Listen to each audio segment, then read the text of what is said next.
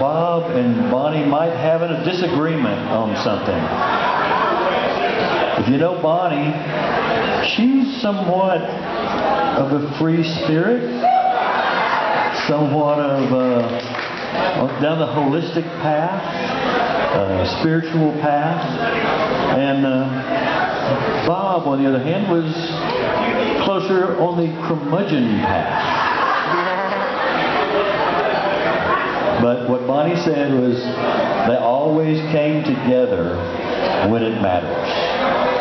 So we're going to have the guys come out, Rich Herring, Elias Hasslinger, and this is Richard Rose who will be playing bass on this. Thanks, Mike. Thank you very much. I am the long-lost cousin of Bob Meyer. I'll give you a little history on that. Bob's 11 years older than I am, and we shared a whole bunch of aunts in Chicago. These were our great aunts. Our grandmothers were sisters. And the aunts told us we ought to get together, and I was just a little kid, and Bob was something else. And I started playing cornet in about 5th grade, and they played it for my Aunt Pauline. She said, you need to get in touch with your cousin Bob. And I know why that was, but got to fast forward to years later. I followed Bob to Miami in about 1972. And I was a rock and roll bassist by then, and didn't know much about jazz. But I got to Miami, showed up on Bob's doorstep, and it really changed my life as a musician, as a person, as an educator, which I am now. And Bob opened his door to me, to his strange little cousin from the western part of Illinois, and introduced me to a whole bunch of folks that I have tremendous respect for still. Joe DiOrio, Ira Sullivan, Jaco Pastorius, Don Kaufman,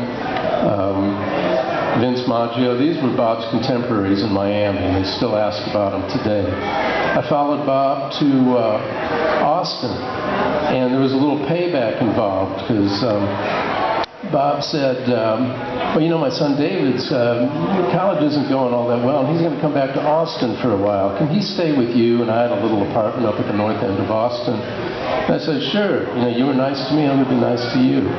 So David, young David, moved into my apartment and stayed. He's a nice kid. He lived in my living room in a sleeping bag. And finally I said, David, what are your plans? And he said, well, I'm enlisting in the Air Force. I said, great. When you going? And he said, oh, good news. I got an 18-month deferment.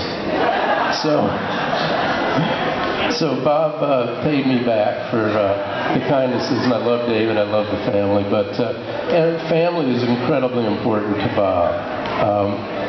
Bob could have stayed in Chicago, where he was contemporaries with Von Freeman, with Reggie Workman, fine bassist, with Barrett Deems, an old-time drummer.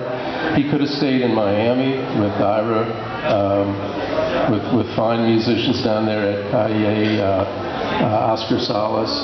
But he wanted to be here with you. He wanted you here as his family, you here as his friends.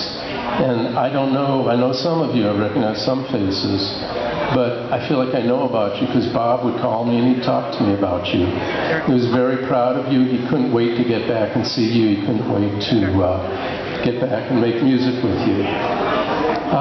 I'm saddened and I feel very lucky because I saw Bob on the last night he made music. I was here for a family event early in June, and Bob was playing at Chez Z.